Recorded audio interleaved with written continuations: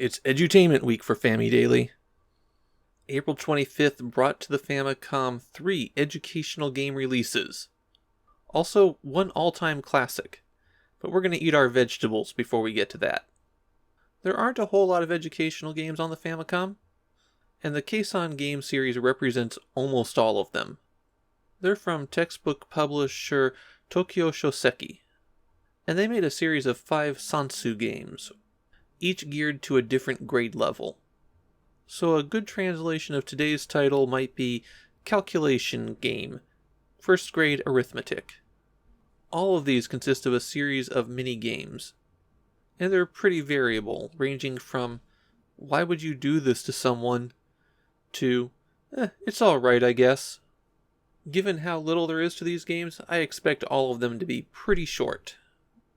So let's get started on this with Keisan Game Sansuu 1年, or first grade math if you like.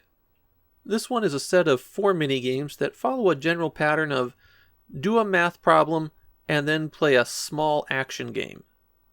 There's 2 levels of difficulty for each of them, but the level of difficulty doesn't affect the math, it affects how difficult the minigame is to play. Naturally, I played them all on hard. The first game is a road race. Solve the arithmetic, and then collide with the car that's trailing the correct answer. On hard, sometimes cars zoom up behind you.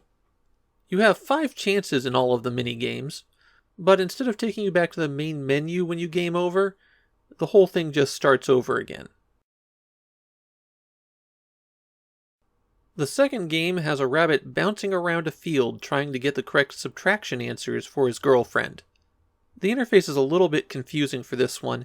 You have to hit B while jumping over a number in order to select it. And you're not locked into your answer until you go back to the girlfriend. The worms will try to stop you, kind of like Pac-Man's ghosts. They just wander the paths and get in the way. The third game has you perform dentistry on this giant. He has monsters running around his mouth.